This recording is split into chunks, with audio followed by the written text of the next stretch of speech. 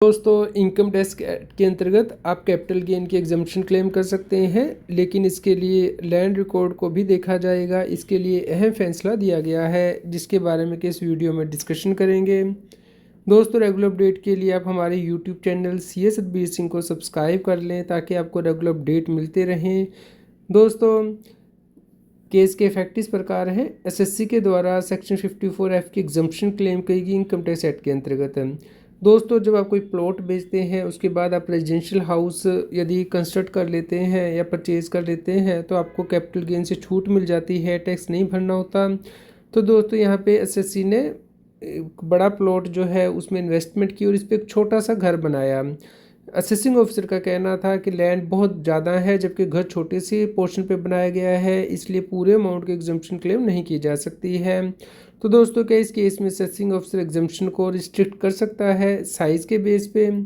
दोस्तों SSC के द्वारा एक प्लॉट सेल किया गया था और उसके बाद एक सिंगल प्लॉट परचेज किया गया जो कि एग्रीकल्चर लैंड थी।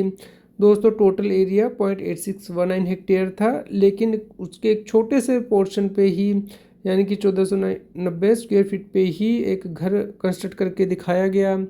तो दोस्तों इस केस में बिल्टअप एरिया 1.6% था टोटल लैंड का। तो यहाँ पे AO के द्वारा रिस्ट्रिक्शन लगा दी गई कि 54F की एग्जम्पशन नहीं क्लेम की जा सकती है। पूरी लैंड साइज़ पे आप कैपिटल गेन की छूट प्राप्त नहीं कर सकते हैं। तो दोस्तों इस केस में जो डिसीजन है वो ये लिया गया कि असेसिंग ऑफिसर ने जो इंक्वायरी है वो नहीं की थी कि लैंड का यूज़ आज के टाइम में किस पर्पज़ के लिए कितना किया जा रहा है और कितना किया जा रहा है।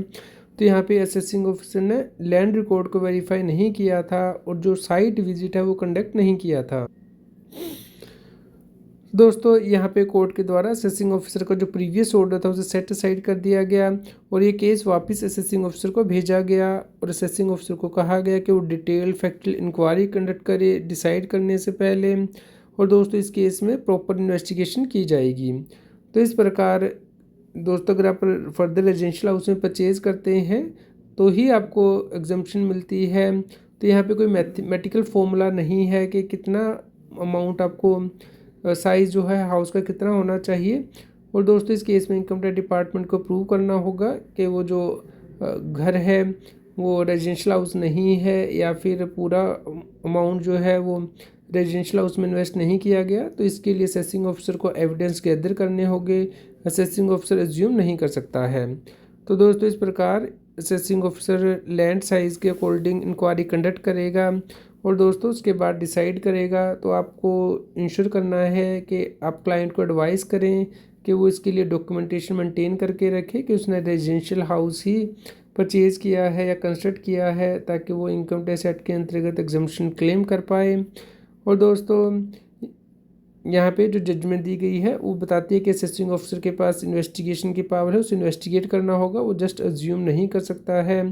फैक्चुअल इंक्वायरी कंडक्ट करनी होगी और लैंड यूज़ के दोस्तों रिकॉर्ड आपको मेंटेन करने होंगे ताकि इस प्रकार की यदि कोई फ्यूचर में असेसमेंट होती है तो आप इसे प्रूव कर पाएँ। दोस्तों इस आप डिसीजन को डाउनलोड कर सकते हैं taxil.com की वेबसाइट से, लिंक वीडियो के डिस्क्रिप्शन में दिया गया है।